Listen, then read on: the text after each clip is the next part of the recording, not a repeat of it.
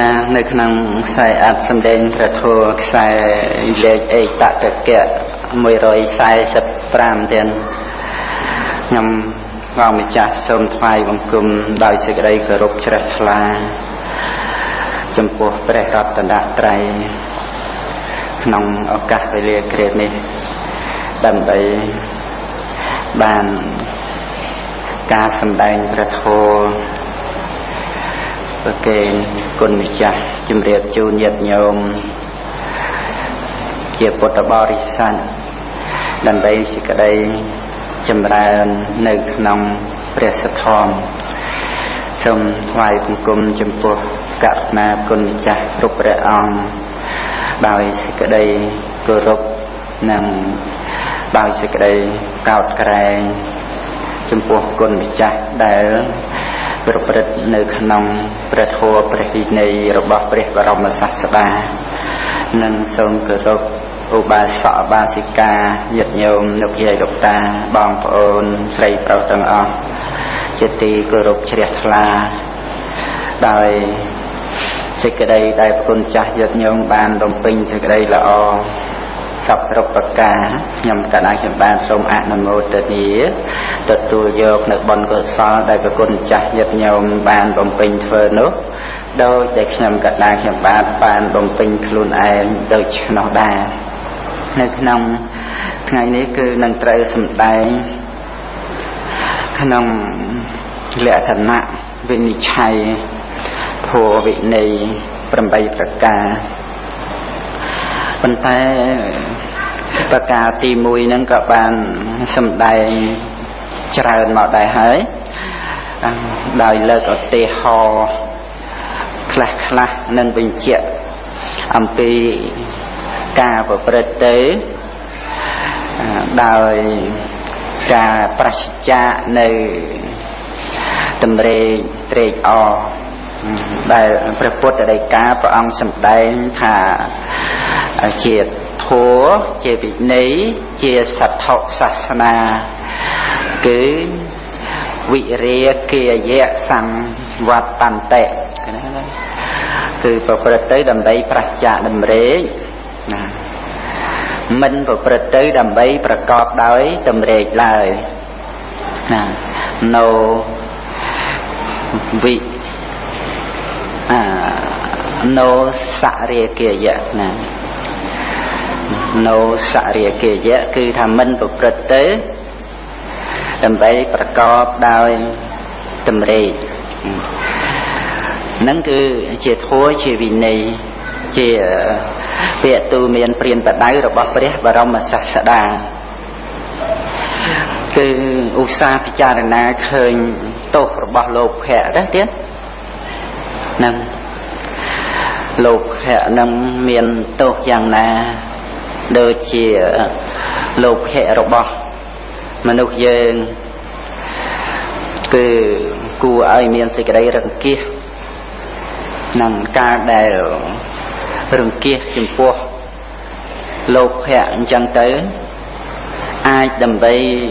តាំងនៅក្នុងការប្រព្រឹត្តបដិបត្តិព្រះធម៌ហ្នឹងបានល្អណាពីព្រោះ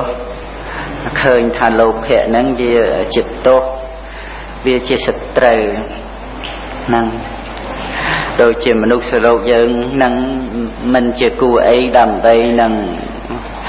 លោភលន់ពុនប្រមាណឬថាជាលោភៈអីនោះពេកទេសូម្បីថាមិនបានលះដោយអរិយមេអីក៏ដោយតែក៏គួរពិចារណាឲ្យឃើញថាការដែលយើងបានកើតមកជាមនុស្សនេះនោះគឺជាការបាននៅសម្បត្តិមួយដ៏ល្អប្រសើរណាស់ដែលថាល្អប្រសើរនោះគឺកំណើតដែលអាចដើម្បីកសាងនៅសេចក្តីល្អបំពេញនៅវត្តបដិបត្តិល្អជាកុសលគ្រប់បែបគ្រប់យ៉ាងទាំងអស់ក្នុងអត្តភាពជាមនុស្សចឹងហើយតែកាលណាបណ្ដែតបណ្ដោយស្មារតីទៅលោភៈច្រើនអានឹងវាអាចដើម្បីថា មានសេចក្តីប្រមាទមិនប្រឹងប្រែងនៅក្នុងកិច្ចការងារជាកុសលនឹងឲ្យវាមានការបន្តបន្ទាប់ជាប់គ្នាដូចជាគេក្រងផ្កានោះទេហ្នឹងបុគ្គលដែលបានពិចារណាឃើញទោសរបស់លោភៈដែលជាចោរនឹងលួចប្លន់នៅសម្បត្តិទ្រព្យដែលជាកុសលក្នុងសន្តានចិត្តរបស់យើងនឹងដែលបុណ្យកុសលសេចក្តីល្អក្នុងសន្តានចិត្តរបស់យើងនេះមិនមានអ្នកដតីខាងក្រៅណាដើម្បីមករឹបអូសឆក់កណ្ដៀតដណ្ដើមយកទៅបានដោយទ្រព្យសម្បត្តិខាងក្រៅមាសប្រាក់លុយកាក់ទេប៉ុន្តែខ្លួនឯងដែលមានសេចក្តីប្រមាទបណ្តែតបណ្ដោយទៅតាមអំណាចនៃលោភៈលោកីហ្នឹងអញ្ចឹងវាអាចធ្វើឲ្យកុសលធម៌សេចក្តីល្អរបស់ខ្លួនហ្នឹងវិនិច្ឆ័យអស់ដែលសេចក្តីល្អនេះដែលបុគ្គលចម្រើនហើយរមែងប្រព្រឹត្តទៅដើម្បីឈ្នះនៅបាបអកុសលឈ្នះនៅកិលេសគ្រប់បែបគ្រប់យ៉ាងបាននោះបែរទៅជាមានការរិចរិលហើយនឹងវិន័យវិន័យងើបមិនរួចដូចជាដំណាំដែលមិនមានរបងត្រូវលាស់ត្រួយមកសត្វពាហនៈគោឬក៏សត្វវៃហ្នឹងវាទៅបិចស៊ីត្រួយទៅហើយខំប្រឹងលាស់លូតបានបន្តិចមកសត្វហ្នឹងក៏ទៅបិចទៅម្លោះហើយវាអត់ដល់នៅសេចក្តីចម្រើនទៅដោយកុសលទេមិនបានដល់នៅសេចក្តីចម្រើននៅក្នុងធម្មវិន័យនេះមិនបានកក់ក្ដៅនៅក្នុងធម្មវិន័យនេះនឹងមកពីអីមកអំពីសេចក្តីចម្រើនទៅដោយលោភៈរបស់សត្វលោកនឹងឯងគឺព្រមជាមួយគ្នានឹងការបណ្តែតបណ្ដោយស្មារតីហ្នឹងបើឧស្សាហ៍ពិចារណាឃើញទោសលោភៈនេះដែលមានទិសដៅប្រព្រឹត្តទៅមិនចេះឆ្អែតមិនចេះគ្រប់គ្រាន់ហើយពិចារណាហេតុផលផ្សេងថាសំបីកើតមកជាមនុស្សនេះក៏មិនមែនវាមិនមែននៅលើខ្លួនយើងអីទាមកបានទេនឹងមិនមែនយើងអ្នកទាដើម្បីឲ្យបានមកជាមនុស្សកុំឲ្យទៅកាន់អបាយភូមិកុំឲ្យទៅកើតជាសត្វទេឆាននរកប្រែតអីអញ្ចឹងហើយយើងនឹងទាបាននៅកំណើតមនុស្សនេះហាមឃាត់ជាតិកំណើតអបាយភូមិឲ្យខ្លួនឯងវាមិនមែនអញ្ចឹងទេបុណ្យកុសលនឹងគឺថាបានជាបច្ច័យរៀបចំជាតិកំណើតមនុស្សនឹងយ៉ាងណាវាសមរម្យត្រឹមត្រូវទៅតាមហេតុបច្ច័យនឹងហើយយើងឲ្យតែបានកំណើតជាមនុស្សក៏មិនចាំបាច់សម្លឹងមើលទៅអ្នកដទៃផ្សេងហើយចម្រើនទៅដោយលោភៈត្រូវការប្រាថ្នាដើម្បីឲ្យដូចគេមានយ៉ាងនេះគេមានយ៉ាងនោះមិនចាំបាច់សម្លឹងទៅអញ្ចឹងទេឲ្យតែបានត្រឹមតែក្នុងកំណើតជាមនុស្សប៉ុណ្ណឹងអាហ្នឹងយើងមានដើមទុនហើយអាចប្រកបនៅកិច្ចការងារល្អបានសពគ្រប់ប្រការរក្សាសិល5ក៏បានសមាទិអនុបោសុទ្ធសិលក៏កើតហើយចង់ដើម្បីបព្វជិឧបសម្បទាបានទាំងអស់ទៀតហើយនឹងមានវាចាបញ្ចេញឡើងនៅព្យាញ្ជនៈដ៏ពិរោះប្រកបទៅដោយសេចក្តីជ្រះថ្លាដែលថាខ្ញុំបកណ្ដាសូមដល់នៅព្រះពុទ្ធជាទីពឹងទីរលឹកខ្ញុំបកណ្ដាសូមដល់នៅព្រះធម៌ជាទីពឹងទីរលឹកខ្ញុំបកណ្ដាសូមដល់នៅព្រះសង្ឃជាទីពឹងទីរលឹកនឹងយើងពិចារណាមើលតើការដែលប្រព្រឹត្តទៅបានដោយការពោលវាចាប្រកបដោយសេចក្តីជ្រះថ្លាយ៉ាងនេះជារបស់មានតម្លៃថ្លៃថ្លាប៉ុណ្ណាអញ្ចឹងក៏កាត់បន្ថយនៅរឿងដែលលោភលន់តម្រេកត្រេកអរទៅក្នុងរឿងដែលមិនជាសារៈខ្លឹមសារអីនឹងមិនជាសារៈខ្លឹមសារអីទេវ័យដតីផ្សេងទៀតក្រៅអំពីការចម្រើនទៅដោយគុណធម៌នោះណាទៀតសម្បត្តិលៀបយកក្នុងលោកនេះវាធ្វើឲ្យមានការរវល់ច្រើនធ្វើឲ្យមានការកង្វល់ធ្វើឲ្យមានសេចក្តីទុក្ខចង្អៀតចង្អល់ហើយក៏អាចជាចំណងកាន់តែច្រើនទៅកាន់តែតឹងទៅមិនងាយអីដើម្បីនឹងស្រាយបានឡើយ នឹងចឹងកាលដែលយើងពិចារណាច្រើនជាប្រយោជន៍នឹងប្រយោជន៍ហើយដែលអាចបានឱកាសពិចារណាទៅបានគឺអាស្រ័យការស្ដាប់ព្រះធម៌ការស្ដាប់ព្រះធម៌នេះព្រះអង្គទ្រង់ត្រាស់សម្ដែងសរសើរណាថាឈ្នះអស់ការឲ្យទានទាំងពួងនឹងមកអំពីអីមកអំពី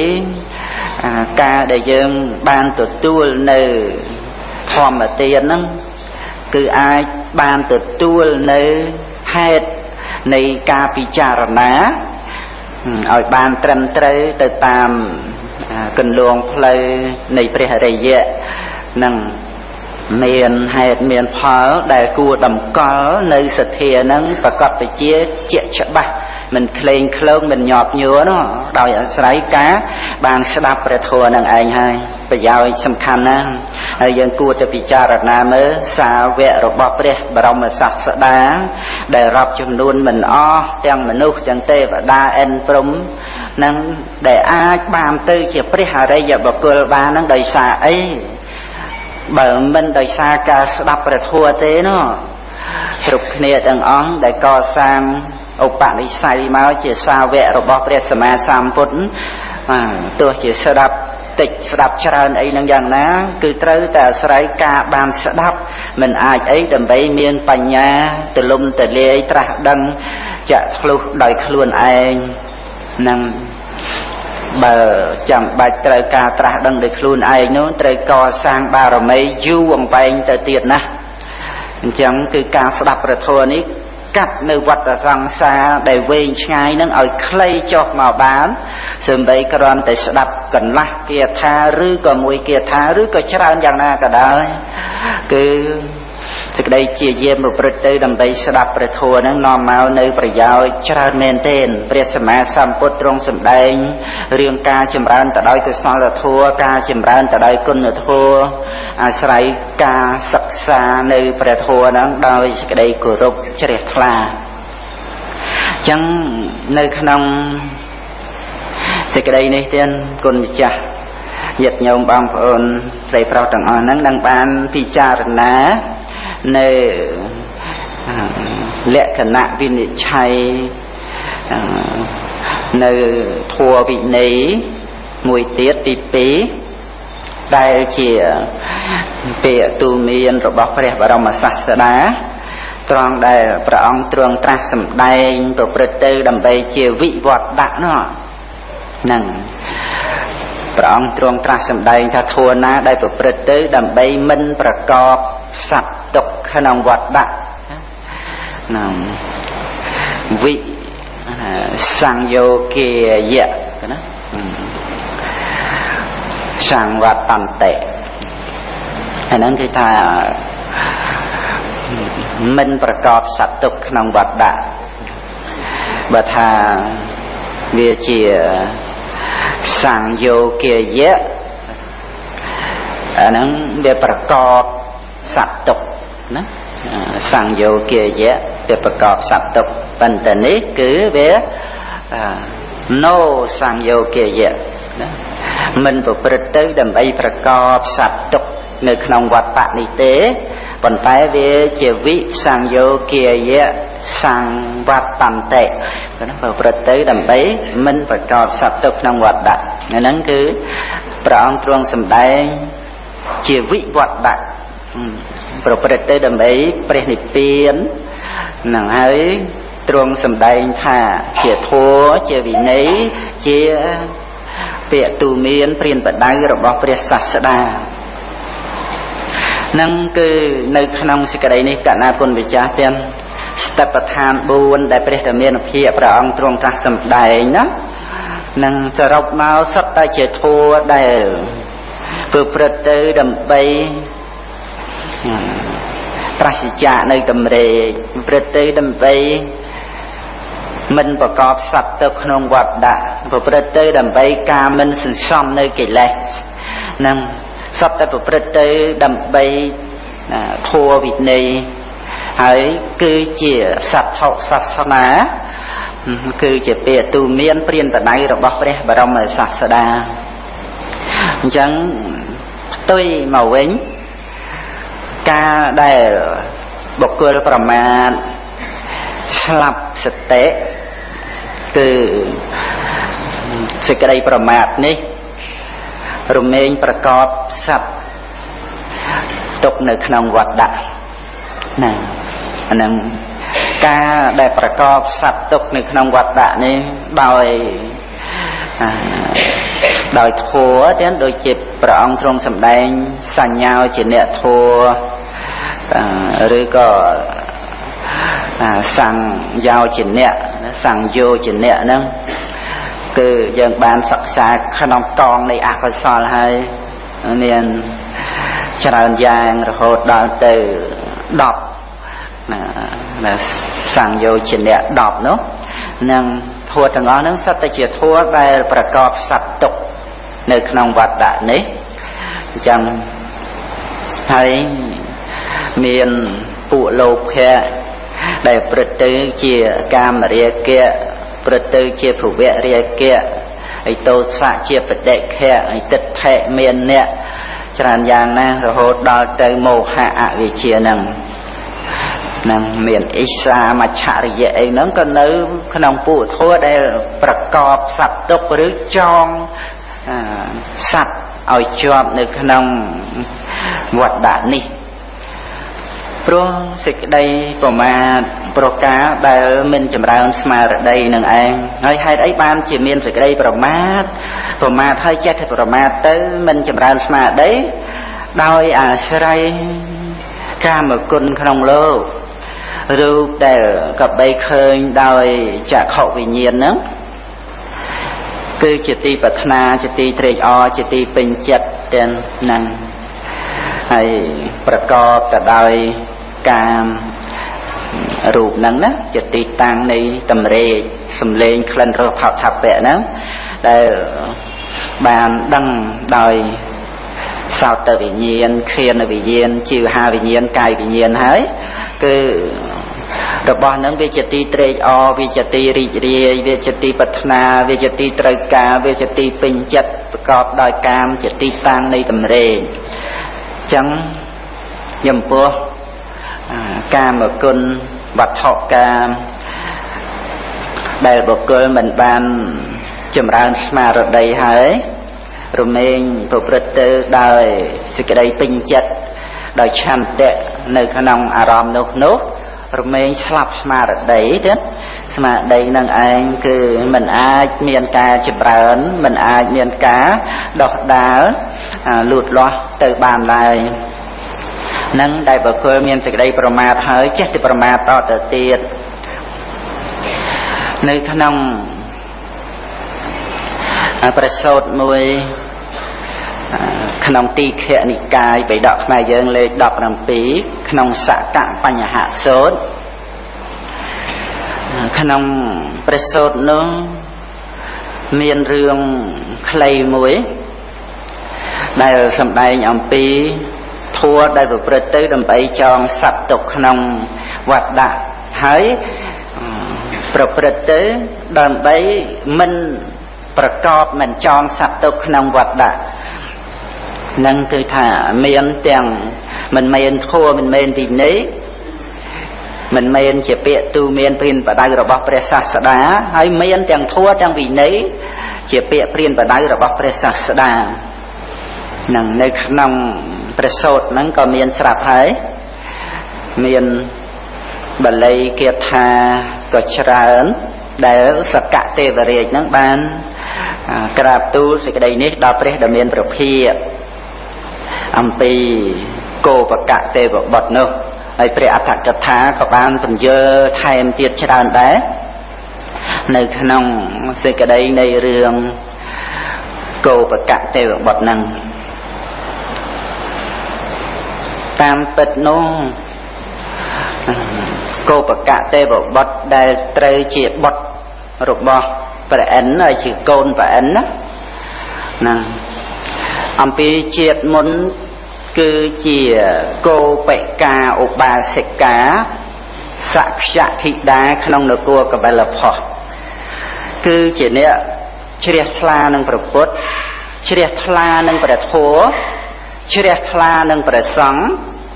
មានប្រកដីនៅដោយការមានសិលប៉ុន្តែធុញទ្រាន់នឿយណាយនឹងសភាពខ្លួនឯងជាស្រីហើយក៏មានសេចក្តីពេញចិត្តបង្អោនទៅរកភាពជាបុរសដោយអាស្រ័យគោបិកាឧបាសិកានោះបានពិចារណាថាសូម្បីព្រះឥន្ទក៏មិនដែលមានព្រះឥន្ទស្រីសូម្បីព្រះបច្ចេកពុទ្ធក៏មិនដែលមានក្នុងភេទជាស្រីព្រះសម្មាសម្ពុទ្ធជាម្ចាស់ក៏មិននៅក្នុងភេទជាស្ត្រីពិចារណាសេចក្តីនេះរឿយៗចឹងទៅក៏កើតការនួយណាយចំពោះអត្តភាពជាស្រីហ្នឹងហើយក៏មានចិត្តបង្អោនទៅដើម្បីភេទជាបុរសហ្នឹងក៏តាំងនៅក្នុងសេចក្តីជ្រះថ្លានឹងព្រះពុទ្ធព្រះធម៌ព្រះសង្ឃហើយតម្កល់នៅក្នុងភាពជាអ្នកមានសិលនឹងឃើញមានសម្ដែងប៉ុណ្ណឹងឯងដែលជាវត្តបដិបត្តិប៉ុន្តែក្នុងការធ្វើទានក៏តែងមានជាធម្មតាសម្រាប់បុគ្គលដែលមានសេចក្តីជ្រះថ្លាក្នុងគុណព្រះពុទ្ធព្រះធម៌ព្រះសង្ឃនោះតែងតែនាំយកបាតអំពីភិក្ខុសង្ឃហើយបានរៀបចំនៅចង្ហាន់បិណ្ឌបាតដោយបណិតៈហោជនយ៉ាងណានឹងបានប្រគេនបាតទាំងដល់ព្រះភិក្ខុសង្ឃដែលមានសិលគួរជាទីគោរពជ្រះថ្លាបានស្ដាប់ឱវាទព្រះធម៌ទេសនាអំពីភិក្ខុដែលចូលទៅកាន់ត្រកូលជាដើមហើយបានគោរពប្រណិប័តចំពោះភិក្ខុដែលចូលទៅដោយចាក់ទឹកលាងព្រះបាទទារបស់លោកជាដើមហ្នឹងគឺជាវត្តបដិបត្តិរបស់គោបិកាឧបាសិកាដែលមានប្រកដីជ្រះថ្លានៅក្នុងគុណព្រះពុទ្ធព្រះធម៌ព្រះសង្ឃមានប្រកដីនៅដោយសិលព្រះអត្តកថាបញ្យល់ថាគឺនៅដោយសិល5ហ្នឹងក្រោយពីអស់ជីវិតទៅក៏បដិសន្ធិក្នុងឋានតាវតឹងឋានសួគ៌ចន្ទទី2កើតនឹងបល្ល័ង្ករបស់ព្រះឥន្ទត្រូវជាកូនរបស់ព្រះឥន្ទហើយក៏ជាទេវបុត្រពួកទេវតាក្នុងឋានតាវតឹងក៏សូមគាល់នៅទេវបុត្រនោះហើយរមែងហៅថាគោបកៈទេវបុត្រគោបកៈទេវបុត្រហ្នឹងរឿងដែលអ្នកទៅកើតនៅក្នុងឋានសួគ៌គឺបើកើតនៅនឹងបល្ល័ង្កគឺភ្លឺរបស់ទេវបុត្រក្នុងវិមាននោះនឹងគឺថាជាកូនហើយបើជាស្ត្រីត្រូវជាមហេសីរបស់ទេវបុត្រនោះគឺឧបបារិកៈកំណើតកើតនៅលើក្រេរបស់ទេវបុត្រនោះត្រូវជាមហេសីរបស់ព្រះឥន្ទក៏ឧបបារិកៈកំណើតកើតលើក្រេរបស់ព្រះឥន្ទហ្នឹងទៅអាហ្នឹងដែលមានច្បាប់រៀបចំដោយកម្មហ្នឹងត្រូវបង្កើតនៅក្នុងទេវលោកហ្នឹងអញ្ចឹងហើយអ្នកដែលត្រូវកើតដើម្បីនឹងតុបតែងរូបរាងកាយឲ្យភរិយារបស់ទេវបុត្រនោះណាដែលហៅថាបាតបរិច្ចានោះបាតបរិច្ចារិកាប្រែមកគឺថាភរិយានឹងហើយអ្នកដែលកើតដើម្បីនឹងបំរើភរិយារបស់ទេវបុត្រនោះគឺកើតជុំវិញក្រេរបស់ទេវបុត្រហ្នឹងគឺបានដីថាកំណើតតែកើតឡើងនៅជុំវិញក្រេហ្នឹងគឺជាអ្នកបំរើភរិយារបស់ទេវបុត្រហើយបើកើតនៅក្នុងវិមាត្រហ្នឹងគឺជាអ្នកបំរើនៅក្នុងវិមាត្រហ្នឹងមិនជាបញ្ហាអីសម្រាប់វិនិច្ឆ័យក្តីអីរឿងរ៉ាវដល់ព្រះឥន្ទទេប៉ុន្តែថាបើសិនជាកើតនៅនឹងព្រំប្រទល់ដែននៃវិមានអាហ្នឹងគឺអាចមានការវិនិច្ឆ័យក្តីដែលព្រះឥន្ទទ្រង់វិនិច្ឆ័យថាអ្នកដែលកើតនៅនឹងព្រំប្រទល់ដែនហ្នឹងតើព្រំប្រទល់ដែនហ្នឹង ចិត្តវិមានណាជាងគេបើថាចិត្តវិមានណាជាងគេគឺប្រគល់ឲ្យទៅអ្នកវិមាននោះហើយហើយបើថាទេស្មើគ្នាព្រមបន្ទល់ហ្នឹងមកខាងទៅមកខាងស្មើគ្នា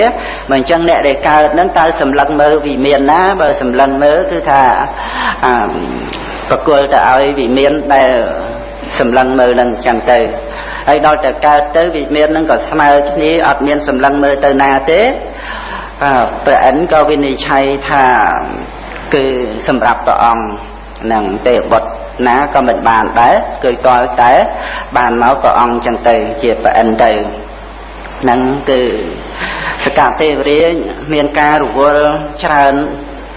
មិនមែនថាមិនរវល់ទេព្រះអិនហ្នឹងណាទៀតជាស្ដេចទេវតារវល់វិនិច្ឆ័យក្តីសពគ្រប់ប្រការចឹងទៅសំដីឆ្លៀតពេលឱកាសមកស្ដាប់ព្រះធម៌ព្រះរាមាភិហ្នឹងក៏អារាធនាសូមឲ្យព្រះអង្គសម្ដែងសង្ខេបដែរនឹងព្រះអង្គសម្ដែងរួចទៅក៏បញ្ញាបញ្ញាប់ទូលាព្រះអង្គថាខ្ញុំព្រះអង្គក្រាបថ្វាយបង្គំលាព្រោះកិច្ចការងារមានយ៉ាងនេះយ៉ាងនោះរវល់ច្រើនដែរព្រះអិនហ្នឹងណាមួយក៏រវល់កំសាន្តសប្បាយដល់ខ្លួនព្រះអង្គផងឯចំណែកកោបកៈទេវបុត្រហ្នឹងគឺដោយអំណាចបុណ្យកុសលដែលបានបំពេញមកល្អក៏បានកើតជាកូនព្រះអិនហ្នឹងមានយសមានសេរីហើយមានកន្ធពនឹងគឺជាទេវតានៅឋានចាតុមហារាជការនៅទិសខាងកើតភ្នំសុនេរុគ្រប់គ្រងដោយទេវរាជឈ្មោះធររដ្ឋៈនឹងគឺជាទេវតាភ្លេងអ្នកលេងភ្លេងសរសេរគោណូជាងធោពោជាងពោកន្ធពណានឹងមានកន្ធព3អង្គនឹងតែងតែចូលទៅបម្រើព្រះអិនដោយការរំការលេងភ្លេងចនិច្ចកាលអញ្ចឹងកន្ធពនឹងច្រើនប៉ុន្តែមានកន្ធព3អង្គនឹងមានពន្លឺជាងគេពន្លឺភ្លឺស្វាងចេញអំពីកាយនឹងជាងគេក្នុងពេលនោះកោបកៈទេវបុត្រនឹងក៏ពិចារណាថាម៉េចបានជាកន្ធព3រូបនេះមានពន្លឺចេញពីកាយជាងគេជាងឯងអញ្ចឹងពិចារណាមើលទៅស្រាប់តែឃើញថាជាតិមុននឹងជាសាវករបស់ព្រះសម្មាសម្ពុទ្ធជាអម្ចាស់នឹងចារណាទៅឃើញលោកបួសជាភិក្ខុរួចពិចារណាទៀតទៅថាដែលលោកបួសជាភិក្ខុហ្នឹងលោកមានសិលល្អទេចារណាទៅឃើញថាលោកមានសិលបរិសុទ្ធល្អនៅក្នុងព្រះពុទ្ធសាសនាហ្នឹងគឺមិនប្រព្រឹត្តកន្លងសិក្ខាបទមិនតាំងនៅក្នុងភាពជាបុគ្គលទ្រុសសិលទេគឺជាភិក្ខុមានសិលហើយពិចារណាតទៅទៀតទៅថាលោកមានបានចម្រើនគុណធម៌អីតទៅទៀតទេក៏ឃើញថាលោកមានប្រកដីនៅដោយឈានទៀតហើយក៏គិតថាភិក្ខុដែលមានសិលបរិសុទ្ធគឺមានចិត្តបង្អោនទៅដើម្បីឋានសួគ៌ជាន់ណាមួយក្នុង6ជាន់ហ្នឹងរមែងបានតាមការបង្អោនចិត្តដោយអំណាចនៃសិលបរិសុទ្ធរបស់ភិក្ខុនោះហើយដោយអំណាចនៃឈានក៏រមែងបដិសន្ធិក្នុងព្រហ្មលោកហើយចោះហេតុអីបានជាឥឡូវហ្នឹងលោកមកកើតក្នុងពួកទេវតាដ៏ថោកទាបយ៉ាងនេះហ្នឹងគេនិយមហៅថាទេវតាកន្ធពហ្នឹងជាទេវតាថោកថយណាហ្នឹងអញ្ចឹងក៏ពិចារណាទៅឃើញថាមកអំពីលោកនោះមានការសាបសូន្យចាកសតិមានសតិសាបសូន្យទៅសំបីតែមានប្រកដីនៅដោយឈានហើយនឹងក៏ដោយក៏មិនបាននៅបដិសន្ធិដោយផលរបស់ឈាននឹងដែរទៅសាបសូន្យឈាននឹងអញ្ចឹងទៅហើយសំបីមានសិលបរិសុទ្ធហើយនឹងក៏ដោយក៏បានត្រឹមតែក្នុងកំណើតជាកន្ធពហើយយ៉ាងទៀតអធ្យាស្រ័យរបស់លោកពីមុនមកហ្នឹងគឺលោកមានអធ្យាស្រ័យជាអ្នកលេងភ្លេងនឹងផងកើតនៅក្នុងចាតុមហារាជការក្នុងពួកកន្ធពហ្នឹងជាតិមុនក៏ធ្លាប់ចឹងទៅតាមឧបនិស្ស័យផងតាមសេចក្តីប្រមាទរបស់លោកផង chẳng hay đo tập Picharana khơi chẳng tới cô và cả theo bọt cọp ban rùm lực đa tương smart ở đây cần thộp chẳng đầy rụp năng nào rùm lực đa tương khả năng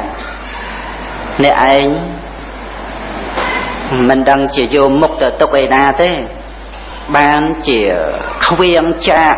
nơiประทัวរបស់ព្រះដែលមានប្រភិយសំបីយើងជាស្រីផងដែលប្រព្រឹត្តទៅនៅក្នុងសិលជាប្រកដីក៏យើងបានមកកើតជាបុត្ររបស់ព្រះអិនដែលទេវតាទាំងឡាយក្នុងឋានតាបតੰហៅយើងថាគោបកៈទេវបុត្រគោបកៈទេវបុត្រជនអ្នកប្រព្រឹត្តព្រះមច្ចរិយធម៌ក្នុងសំណាក់នៃព្រះដែលមានប្រភិយចុះហេតុអីបានជាមកនៅក្នុងពួកកន្ធប់ដ៏អន់ថយយ៉ាងនេះហ្នឹងគឺតែងពោលអញ្ចឹងមិនមែនតែម្ដងទេពោលរំលឹកនឹងឯងរឿយហ្នឹងបានជាកន្ធប់ទាំង3រូបហ្នឹងក៏ចិត្តតែនឹកឃើញថាម៉េចក៏បានជាគោបកៈទេវបុត្រនឹងឯង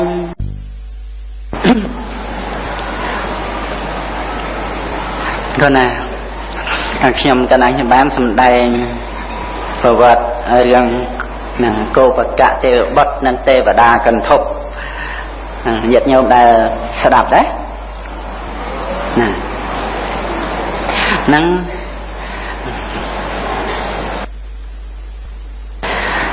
ចំពោះទេវតាកន្ធប់ហ្នឹងគឺជាទេវតាអ្នកលេងភ្លេងណាអ្នកលេងភ្លេងភ្លេងគ្រឿងភ្លេងអីសពគ្រប់ហ្នឹងហើយច្រៀងរំអីហ្នឹងដល់តែបានឮពាក្យគោបកៈទេវបុត្រនឹងឯងពោលថាមិនដឹងជាយកមុខទៅទុកឯណាហើយពោលរំលឹកដាស់តឿនច្រើនប្រការដល់អញ្ចឹងទៅក៏មានការពិចារណាថាគោបកៈទេវបុត្រនឹងពីមុននឹងជាអ្នកណាក៏ពិចារណាទៅឃើញថាជាគោបិកាឧបាសិកាជាសក្យធិតាក្នុងនគរកបិលភ័ស្ត្រហើយក៏ជាស្ត្រីក្នុងត្រកូលឧបថានៃពួកយើងដែលជាភិក្ខុតែងតែទៅទទួលបាតដែលពេញទៅដោយចង្ហាន់អំពីឧបាសិកាក្នុងត្រកូលនោះហើយតែងតែមានឱវាទសម្ដែងជាធម៌ជានិច្ចកាលដល់ឧបាសិកាក្នុងត្រកូលនោះហ្នឹងហើយបានពិចារណាឃើញចឹងពិចារណាតាមពាក្យដែលគោបកៈទេវបុត្រនឹងរំលឹកដាស់តឿនចឹងទៅក៏ពិចារណាឃើញរឿងរ៉ាវរបស់ខ្លួនឯងហើយនឹងគោបិកាបាសិកាពីជាតិមុននឹងចឹងទៅនឹងក៏មានសតិឡើងទៅមានសតិដោយពាក្យរំលឹកដាស់តឿននឹងពាក្យដែលថាមិនដឹងជាយកមុខទៅទុកឯណាបានជាខ្វៀងចាក់ប្រធัวរបស់ព្រះដែលមានពភាហ្នឹងគឺព្រះធัวបានពន្យល់ថានៅពេលស្ដាប់ព្រះធัวហ្នឹងពេលស្ដាប់ព្រះធัวដែលព្រះដែលមានពភាកំពុងតែត្រាស់សម្ដែងហ្នឹងមិនដឹងជាបញ្ជូនចិត្តទៅឯណាអាហ្នឹងដែលថាមិនដឹងជាយកមុខទៅណានោះមិនដឹងជាបញ្ជូនចិត្តទៅណាគិតនេះគិតនោះយ៉ាងណាឬក៏ថាដេកលក់ក៏មិនដឹងអាហ្នឹងឯងដែលថាមិនដឹងយកមុខទៅឯណាបានជាខ្វៀងចាក់ប្រធัวរបស់ព្រះដែលមានពភានោះណានឹងដែលអាស្រ័យការរំលឹកដាស់តឿនអំពីឧបាសិកាគោបកៈទេវបុត្រហ្នឹងដែលពីដើមហ្នឹងជាឧបាសិកាសោះមានធัวប្រព្រឹត្តបរិបត្តិនៅក្នុងភាពជាឧបាសិកាសោះប៉ុន្តែឥឡូវគឺបានមកជាកូនរបស់ព្រះអិនហើយខ្លួនឯងជាអ្នកប្រព្រឹត្តនៅព្រះមច្ចរិយធម៌ក្នុងសំណាក់ព្រះដែលមានប្រភាជាអ្នកបួសព្រះដែលមានប្រភាហ្នឹងគឺក្នុងសំណាក់ព្រះដែលមានប្រភាព្រះ សម្មាសម្ពុទ្ធបរមគ្រូនៃយើងហ្នឹងណាទៀតហ្នឹងចឹងដល់ទៅលោកបានពិចារណាចឹងទៅក៏មានសតិក្នុងឈានដែលលោកធ្លាប់បាននោះមានសតិក្នុងឈានឡើងក៏បានសម្រេចបឋមឈានទៀតនឹងបានសម្រេចបឋមឈានដែលលោកធ្លាប់បានមកនោះហើយក៏នឿយណាយនឹងអត្តភាពខ្លួនឯងជាកន្ធុកនឹងចំពោះតែកន្ធុក2អង្គទេចំណែកមួយអង្គទៀតហ្នឹងគឺនៅក្នុងកន្ធុកដដែលហ្នឹងមានតែ2រូបទេដែលមានតតិរលឹកនៅឈានហើយបានសម្រេចបឋមឈាននឿយណាយនឹងអត្តភាពខ្លួនឯងជាកន្ធុកហ្នឹងក៏ចុកតេភ្លាមទៀតបដិសន្ធិជាព្រំបរោហិតណាព្រំក្នុងបឋមឈានភូមិគឺមានព្រំបរិសជាព្រំបរោហិតនិងមហាព្រំបរោហិតហ្នឹងហើយបដិសន្ធិហ្នឹងគឺជាព្រំបដិសន្ធិជាព្រំរួចទៅក៏ពិចារណាសេចក្តីនៃប្រធមតាមដែលខ្លួនធ្លាប់បានពិចារណាមកតាមដែលធ្លាប់ប្រព្រឹត្តបរិបត្តិមកដោយសេចក្តីសង្វេគនិងពាក្យរំលឹកដាស់តឿនរបស់កោបកៈទេវបុត្រហ្នឹងក៏បានសម្រេចមគ្គផលតាមលំដាប់រហូតដល់ទៅអនាគាមិផលទៀត2អង្គហ្នឹងបានរួចផុតអំពីកាមសញ្ញាចនៈកាមពន្ធនៈគ្រឿងចងគឺកាមហ្នឹងណាទៀតដែលជាគ្រឿងចងសត្វឲ្យជាប់នៅក្នុងវត្តហ្នឹងបានកាត់រួចមិនងាយបុគ្គលណា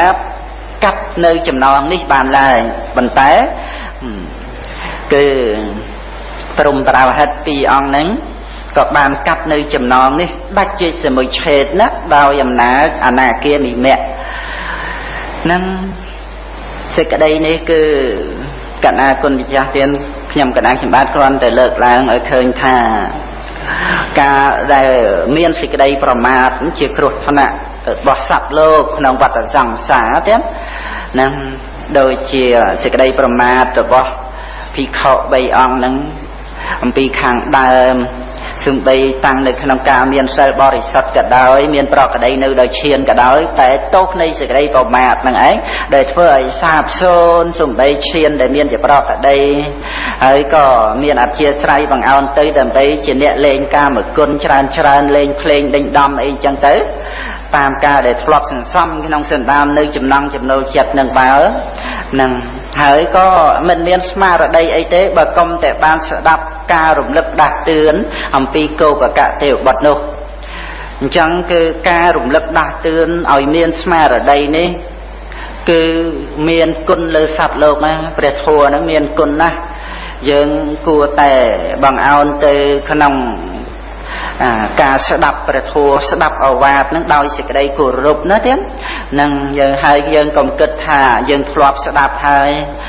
2 3ឆ្នាំ4 5ឆ្នាំ4 10ឆ្នាំហើយនោះនឹងយើងកុំគិតថាយើងស្ដាប់ច្រើនឆ្នាំហើយក៏កើតការលឿនណាយនឹងការស្ដាប់ព្រះធម៌រឿង4 10ឆ្នាំមានអីនឹងច្រើនទៀតពីព្រោះការកសាងនៅបុណ្យកុសលដើម្បីឲ្យបានរួចអំពីគ្រឿងចងឲ្យជាប់នៅក្នុងវត្តដាក់នេះត្រូវបំពេញយូរអង្វែងណាស់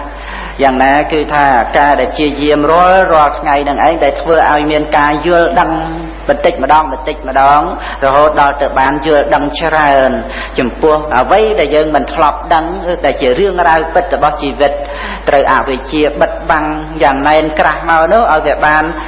ស្បើងបន្តិចឡើងអញ្ចឹងទៅជាផប់សំណាងជាលៀបល្អការដែលបាននៅអត្តភាពជាមនុស្សនេះគឺថាជាការបានដោយល្អបាននៅលៀបដល់ប្រសើរព្រោះថាបានទទួលនៅទ្រព្យរបស់ព្រះអរិយៈដូចជាការមានសទ្ធាអីហ្នឹងជាដើមចឹងនេះគឺជាការប្រព្រឹត្តទៅដោយការមានសតិទៀតនឹងដែលនាំឲ្យបានរួចផុតអំពីគ្រឿងប្រកបសត្វទុកក្នុងវត្តដាក់នោះនឹងហើយដើម្បីមានសតិត្រូវតែ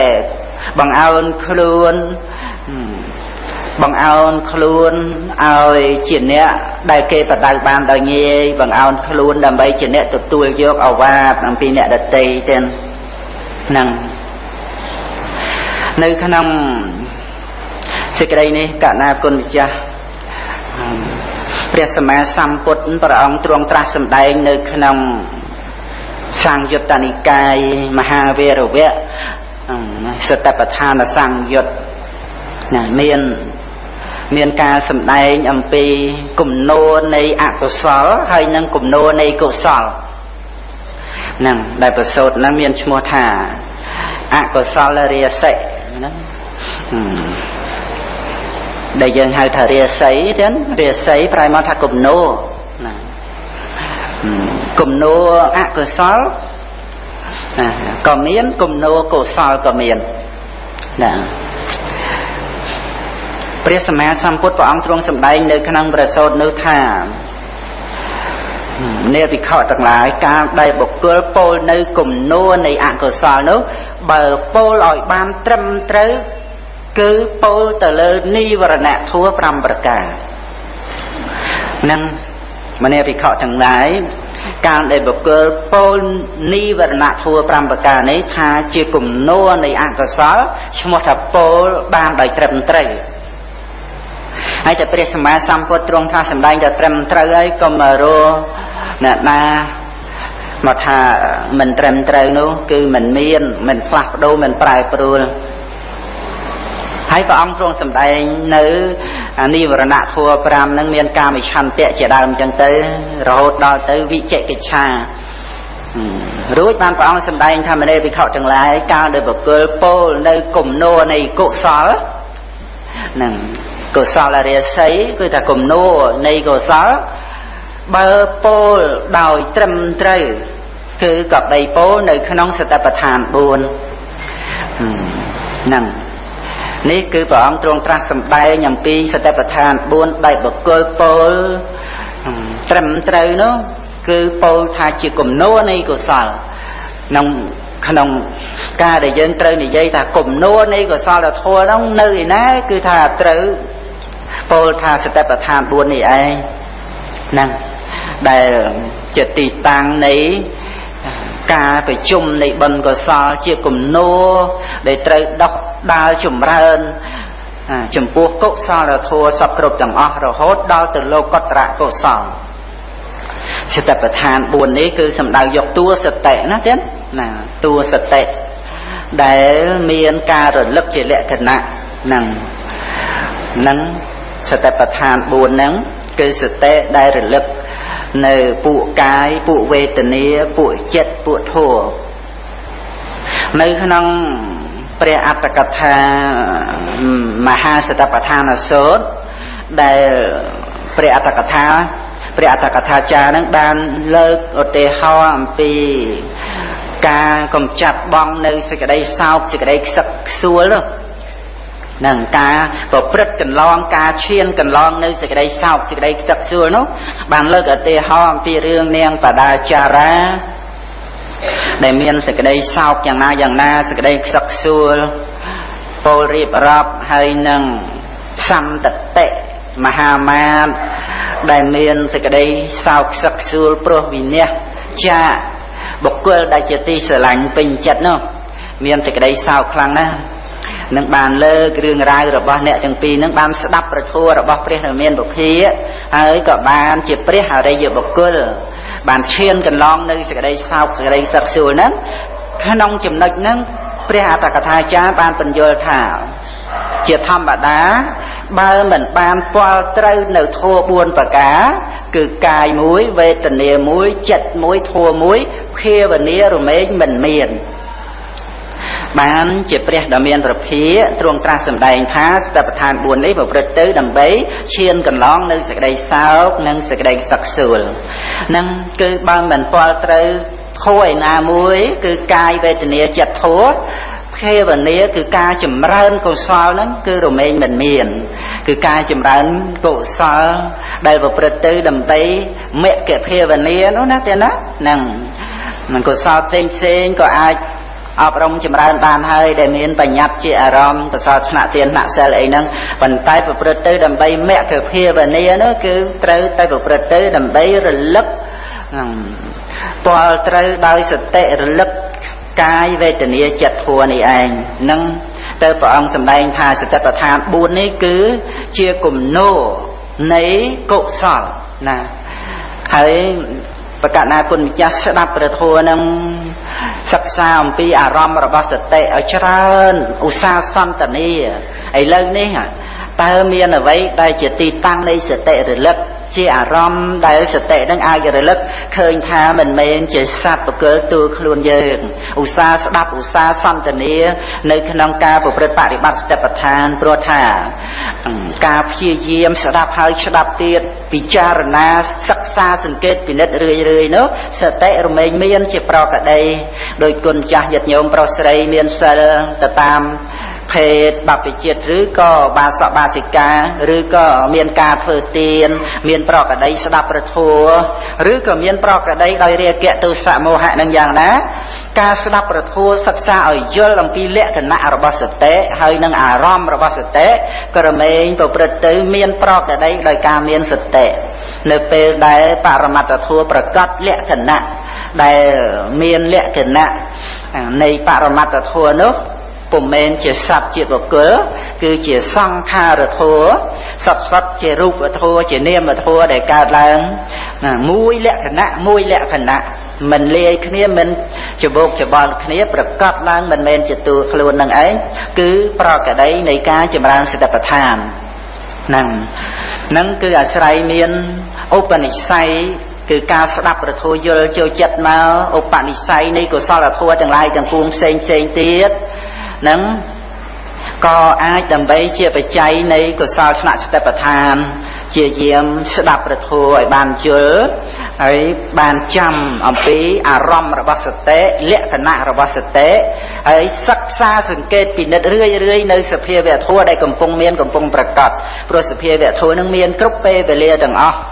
នឹងនៅពេលដែលភ្ញាក់ឡើងនឹងសភាវៈកើតឡើងតាមផ្លូវភ្នែកផ្លូវត្រចៀកផ្លូវច្រមុះផ្លូវដណ្ដាផ្លូវកាយនិងផ្លូវចិត្តនឹងឯងដែលសន្មតថាយើងភ្ញាក់តាមពិតសត្វបុគ្គលអ្នកភ្ញាក់នោះអត់មានទេពលដោយបរិមត្តគឺវិថីចិត្តកើតឡើងតែប៉ុណ្ណោះ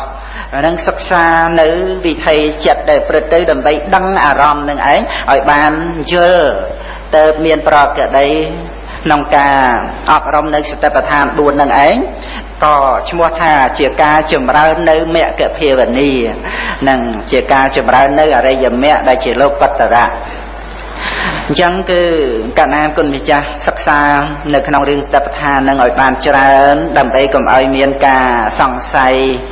នៅក្នុងការប្រព្រឹត្តបរិបត្តិក្នុងរឿងសតិប្បដ្ឋានហើយនឹងដើម្បីកាត់នៅការសង្ស័យទាំងអស់មានការសង្ស័យក្នុងព្រះពុទ្ធពធព្រះសង្ឃនឹងដើម្បីតម្រង់ដំណើររបស់យើងក្នុងវាលវត្តសង្សារនេះឯងឲ្យបានដល់នៅអមតៈឋានគឺព្រះនិព្វានកុំឲ្យវាមានវិបត្តិភយន្តរាយក្នុងដំណើរផ្លូវឆ្ងាយរបស់យើងហ្នឹងដូច្នេះនៅក្នុងការអប់រំចម្រើនសតិប្បដ្ឋាននេះកុំចាំបាច់និយាយពីរឿងបឋមជននិងសេកបុគ្គលតែព្រះអរហន្តហ្នឹងក៏ចម្រើននៅសតិប្បដ្ឋានដែរដើម្បីសតិសម្បជញ្ញៈនឹងដែលជាសតិប្បដ្ឋានថ្នាក់បុព្វភាគពីព្រោះព្រះអរហន្តមិនប្រព្រឹត្តទៅដើម្បីអរិយមគ្គជាលោកតរៈដតីទៀតឡើយព្រោះថាទីបំផុតនៃអរិយមគ្គជាលោកតរៈបានដល់អរហត្តមគ្គហ្នឹងគឺបានធ្វើកិច្ចសពគ្រប់អស់ហើយប៉ុន្តែការចម្រើនសតិប្បដ្ឋានរបស់ព្រះអរហន្តហ្នឹងប្រព្រឹត្តទៅដើម្បីសតិសម្បជញ្ញៈដើម្បីសេចក្តីសុខក្នុងបច្ចុប្បន្នហ្នឹងសូម្បីព្រះអរហន្តនោះមិនមានទិដ្ឋិមិនមានតណ្ហាក៏ដោយប៉ុន្តែសតិប្បដ្ឋាន4រមែងប្រព្រឹត្តទៅតាមឧបនិស្ស័យតាមបច្ច័យនៃសតិនោះនឹងយើងក៏គួរបានពិចារណាត្រង់ដែលព្រះអត្តកថាចារបញ្យល់ពីរឿងតណ្ហាចរិតឬទិដ្ឋិចរិតតែព្រឹត្តទៅដើម្បីចម្រើននៅសតិប្បដ្ឋាននេះនឹងអញ្ចឹងយើងគួរគិតថាបើយោងនៅលើចរិតទាំងពីរគឺតណ្ហាចរិតនិងទិដ្ឋិចរិតទៅព្រឹត្តទៅក្នុងសតិប្បដ្ឋាន4ឯណានេះមួយនោះចុះព្រះអរហន្តដែលអត់មានតណ្ហានិងទិដ្ឋិនោះតើព្រះអរហន្តចម្រើនសតិប្បដ្ឋានយ៉ាងណានឹងគឺយើងបានយល់ថារឿងសតិប្បដ្ឋាននេះអាស្រ័យបច្ច័យនឹងដែលពោលថាព្រះអរហន្តចម្រើនសតិប្បដ្ឋាននឹង ក៏ជាការពោលទៅលើបុគ្គលបញ្ញត្តិប៉ុន្តែតាមពិតសតិថសតិប្បដ្ឋានដែលកើតឡើងនោះព្រោះបច្ច័យពិតនៃសតិនោះឯងមានឧបនិស្សយបច្ច័យឬក៏ជាកុសលហេតុបច្ច័យដូចជាអលោភៈអទោសៈហើយនឹងបញ្ញាជាអមោហៈជាហេតុបច្ច័យក្នុងបច្ចុប្បន្នហ្នឹងអ្វីទាំងអស់រមែងប្រព្រឹត្តទៅតាមហេតុតាមបច្ច័យទាំងហើយមានសេចក្តីដែលអត់ណាញាតិញោមខ្លះស្ដាប់ 4-5 ឆ្នាំអីក៏មិនទាន់យល់ថាតើប្រតិបត្តិសតិប្បដ្ឋាននឹងយ៉ាងណាប៉ុន្តែទោះជាយ៉ាងណាក៏ដោយគឺយើងចាំថាសតិប្បដ្ឋាន 4 នេះគឺជាកុសលរាសីព្រះសម្មាសម្ពុទ្ធទ្រង់ត្រាស់សម្ដែងថាបើពោលកុសលរាសីនឹងឲ្យត្រឹមត្រូវគឺពោលនៅលើសតិប្បដ្ឋាន 4យើងជាពុទ្ធបរិស័ទគួរតែបានតម្រង់ការយល់ឲ្យបានត្រឹមត្រូវកុំយល់ថាកុសលរាសីនឹងវានៅលើស្អីឯណាផ្សេងព្រះអង្គទ្រង់សម្ដែងថានៅលើសតិប្បដ្ឋាន 4ហើយបើចំពោះអកុសលរាសីគឺនៅលើនិវរណធម៌5ប្រការហ្នឹងដូចជាកាមឆន្ទៈអីនេះណាទៀតនឹងការពេញចិត្តរឿយក្នុងរូបសម្លេងក្លិនរសផោថភៈនេះបង្អោនចិត្តទៅដោយសេចក្តីត្រេកអរបង្អោនចិត្តទៅដោយការពោលសរសើររូបសម្លេងក្លិនរសផោថភៈហ្នឹងថាល្អស្អាតណាស់ពីរោះណាស់យ៉ាងនេះជានោះសពគ្រប់ប្រការឈ្មោះថាដើរនៅក្នុងផ្លូវរបស់មេនឹងសត្វវិជាតិដែលត្រូវខ្លែងឆាបបានហ្នឹងពីព្រោះដើរក្នុងផ្លូវរបស់មេគឺត្រេកអរនៅក្នុងកាមគុណនឹងហើយដែលឈ្មោះថាជាផ្លូវរបស់មេនោះឯចំណែកសតិប្បដ្ឋាន 4 នេះមិនមែនជាផ្លូវរបស់មេទេគឺជាទីកោចររបស់បិតាទីកោចររបស់ព្រះសម្មាសម្ពុទ្ធនឹងព្រះសម្មាសម្ពុទ្ធទ្រង់ពុទ្ធដំណើរទៅតាមផ្លូវគឺសតិប្បដ្ឋាន 4 ហ្នឹងព្រះអង្គបានត្រាស់ដឹងនៅអរហត្តមគ្គបានសម្រេចអរហត្តមគ្គអញ្ចឹងគឺថាយើងទៅតាមផ្លូវសតិប្បដ្ឋាន 4 នឹងឯងជាផ្លូវដែលព្រះសម្មាសម្ពុទ្ធទ្រង់ពុទ្ធដំណើរទៅនោះនឹងរឿងរ៉ាវសត្វវិជាតិហ្នឹងគុណចាស់ញាតិញោមធ្លាប់សិក្សាហើយវាដើរខុសផ្លូវអញ្ចឹងសត្វខ្លែងទៅឆាបទៅក៏ពោលងើដឹងអញដើរខុសផ្លូវបិតាអញបើអញដើរក្នុងផ្លូវបិតាអញមិនគ្រោះថ្នាក់យ៉ាងនេះឡើយសត្វខ្លែងគេអាងកម្លាំងគេសួរសត្វវិជាតិហ្នឹងថាផ្លូវរបស់បិតាឯងនៅណាថាដីអាចកំណាស់ដីដែលគេទិញខ្ជូរឲ្យថ្មីហ្នឹងសត្វខ្លែងហ្នឹងគេអាងកម្លាំងគេថាអញមិនខ្លាចទេឥឡូវអញឲ្យឯងទៅនៅកន្លែងហ្នឹងហើយចាំមើលស្នាដៃអញចឹងក៏គេលេងសត្វវិជាតិហ្នឹងសត្វវិជាតិក៏បានកន្លែងស្រួលបួលសម្លឹកមើលកន្លែងដើម្បីកិច្ចស្រួលបួលហើយក៏ឈរនៅលើដុំដីដែលគេទឹកទៅភ្ជួរឲ្យថ្មីរឹងប៉េះម្ដុំហ្នឹងហើយនៅពីក្រោមសិតតែមានរុនតូចសម្រាប់រត់កិច្ចពួនមកពីនេះទៅខាងនោះមកពីនោះទៅខាងនេះចឹងទៅគេស្រែកថាបងខ្លែងឥឡូវខ្ញុំបានកន្លែងខ្ញុំល្អហើយដែលជាទីកោចររបស់បិតាខ្ញុំបងខ្លែងឯងមកចុះខ្លែងហ្នឹងក៏បោះពួយពេញសន្ធឹងថាអញទៅកាត់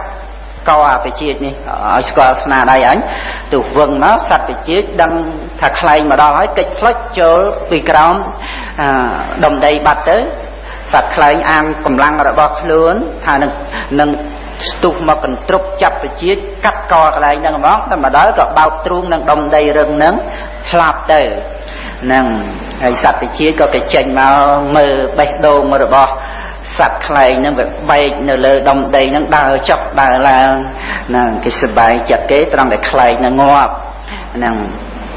ខ្លែងហ្នឹងគឺជាឈ្មោះរបស់មេមានចិត្តបាបណាទេហ្នឹងដូច្នេះក្នុងដំណើរផ្លូវដែលជាទីកោចររបស់មេណាដែលបកគលដើរទៅត្រូវមេសម្លាប់ណាត្រូវមេចាប់ណាតាំងតែអំពីកិលេសមេតាំងតែអំពីមច្ចុមេហ្នឹងគឺថាបានដល់ការបង្អោនចិត្តទៅដោយសេចក្តីត្រេកអររឿយក្នុងរូបសម្លេងទាំងរូបហត្ថភៈនេះឯងជាការប្រមាទជាឈ្មោះនៃការបណ្ដែតបណ្ដោយសតិនោះប៉ុន្តែចំពោះសតិប្បដ្ឋាន 4 នេះគឺជាទីកោចររបស់បិតាព្រះសម្មាសម្ពុទ្ធដែលអាចធ្វើឲ្យមេនឹងស្លាប់បាននឹងអញ្ចឹងទេ ដូច្នេះគឺថាព្រះអង្គទ្រង់សម្ដែងនិវរណៈធัว5ហ្នឹងមានកាមច្ឆន្ទៈជាដើមនេះព្រះអង្គទ្រង់សម្ដែងថាដូចជាអ្នកចម្ពាក់បំណុលគេកាមច្ឆន្ទៈនិវរណៈហ្នឹងណានឹងគុណចាស់ញាតិញោមចាំហើយទេព្រះអង្គសម្ដែងអ្នកចម្ពាក់បំណុលគេដែលខ្ចីប្រាក់គេទៅហើយយកទៅរត់ទទួលទានវាអត់ចំណេញវាខាតវាទុកទោសគ្រោះថ្នាក់ត្រូវគេមកទាអត់មានអីឲ្យគេគឺស្ដីឲ្យហើយសុខចិត្តនៅស្ងៀមណាមិនតបតនឹងគេទេព្រោះហេតុតែខ្លួនឯងចម្ពាក់គេដល់ទៅគេដឹងថាយើងមិនសងគេចាប់គេចងគេដាក់គុកហើយគេអាចដើម្បីនឹងធ្វើទរណកម្មវាដំយ៉ាងណាក៏សុខចិត្តមិនតបមិនតគឺសុខចិត្តទ្រាំឈឺលំបាកនឹងការដែលគេធ្វើទរណកម្មគេស្ដីគេជេរគេប្រមាថមើលងាយសពគ្រប់ទាំងអស់ហ្នឹងព្រោះខ្លួនឯងចម្ពាក់បំណុលគេយ៉ាងណាមិញព្រះអង្គទ្រង់ត្រាស់សម្ដែងនៅក្នុងព្រះអត្តកថាសាមញ្ញផលសូត្រទាំងនឹងដែលសម្ដែងអំពីរឿងកាមច្ឆន្ទៈហ្នឹងដោយជាការចម្ពាក់បំណុលគេនោះពីព្រោះវាជាទីតាំងនៃសេចក្តីកង្វល់ចំពោះសេចក្តីពេញចិត្តនៅក្នុងរូបសម្លេងក្លិនរសផាត់ថាពៈនឹងឯងជាការបណ្ដែតបណ្ដោយស្មារតីព្រឹត្តទៅជ្រៅទៅលិចលង់នៅក្នុងចំណង5ប្រការនោះវាជាទីតាំងនៃសេចក្តីកង្វល់ហើយសូម្បីប្រព្រឹត្តទៅដោយសេចក្តីកង្វល់យ៉ាងណាក៏ដោយក៏ចេះតែទ្រាំចេះតែតស៊ូទៅនៅក្នុងរឿងដែលកង្វល់នោះនឹងនេះគឺថាដូចជាអ្នកចម្ពាក់បំណុលគេកណាគុណម្ចាស់ពិចារណាសេចក្តីនេះឲ្យបានជាក់ច្បាស់ឲ្យបានទលំទលាយ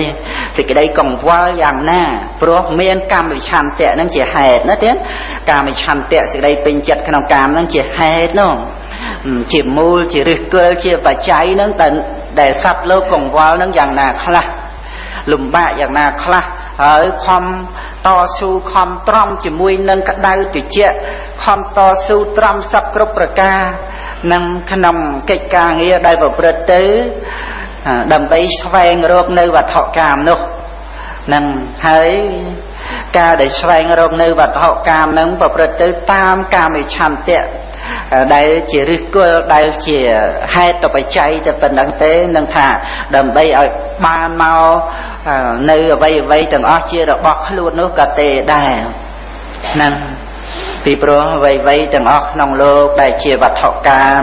ដែលជាសង្ខារធម៌នោះវានៅក្នុងកាលវិនិច្ឆ័យសាបសូន្យវាជាសាធារណៈដល់សេចក្តីវិនិច្ឆ័យសាធារណៈដល់ទឹកដល់ភ្លើងដល់ចោលដល់ការរឹបអូសនិងដល់សេចក្តីវិនិច្ឆ័យសពគ្រប់ប្រការគឺយើងចាំទុកថាសង្ខារធម៌ក្នុងលោកឬក៏វត្ថុកាមនឹងវាជារបស់សាធារណៈយើងចាំជានិច្ចថាជាសាធារណៈមិនមែនជាកម្មសិទ្ធិនៃបុគ្គលណាឡើយនេះដែលពោលក្នុងសង្ខារធម៌ណាទៀតនឹងមិនពោលក្នុងបុគ្គលបញ្ញត្តិដែលថាជាម្ចាស់ទ្រព្យសម្បត្តិអីនោះទេអានឹងគឺត្រឹមត្រូវហើយដែលសន្មតគ្នាថាជារបស់យើងរបស់គេប៉ុន្តែពោលទៅលើសង្ខារធម៌នឹងគឺថាជាសាធារណៈដល់សេចក្តីវិនិច្ឆ័យហើយយើងត្រូវនឹកថាសាធារណៈហ្នឹងដូចផ្លូវសាធារណៈទីធ្លាសាធារណៈបង្គន់សាធារណៈគឺអត់មាននរណាហួងហែងថារបស់អញទេគឺនរណាប្រើប្រាស់ក៏បាននរណាដើរក៏បាននរណាចូលទៅក្នុងសួនសាធារណៈនោះបានទាំងអស់គ្នាយ៉ាងណា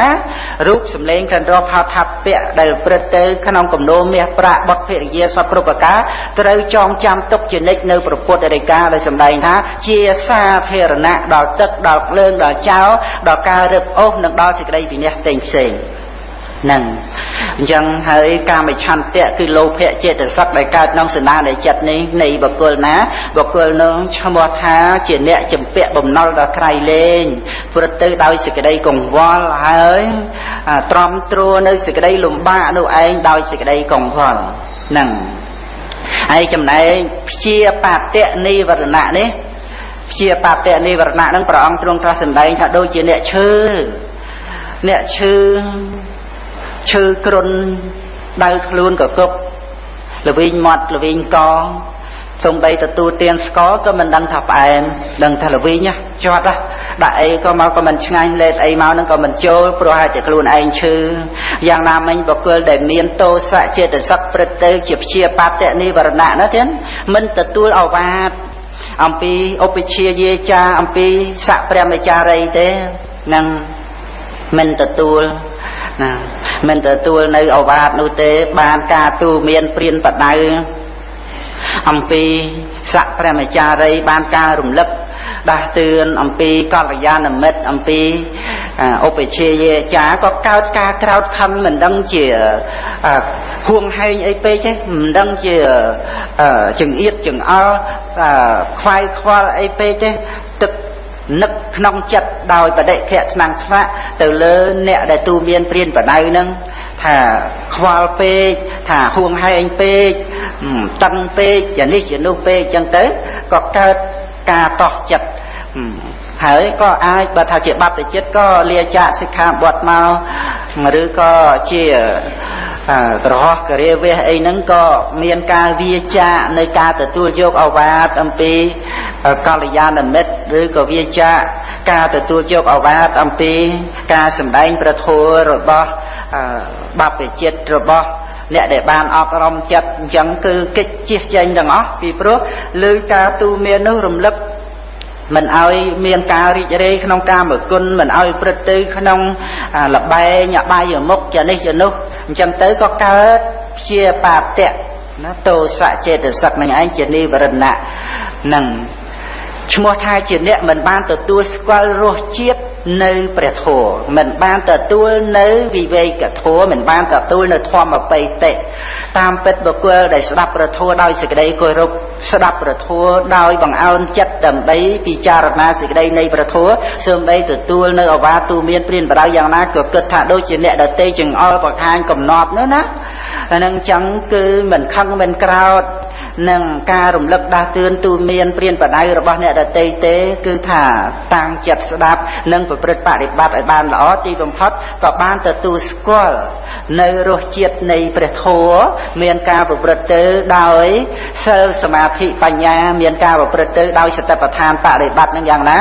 គឺដូចជាអ្នកជាអញ្ចឹងណាដែលដាក់មកផ្អែមគឺដឹងផ្អែមរសអាហារឆ្ងាញ់គឺឆ្ងាញ់យ៉ាងណាមិនមែនដូចជាអ្នកឈឺដែលមិនដឹងរសជាតិពិតប្រាកដមិនដឹងផ្អែមមិនដឹងប្រៃជូរអីនឹងយ៉ាងណាព្រោះតែខ្លួនឯងអ្នកឈឺណោះ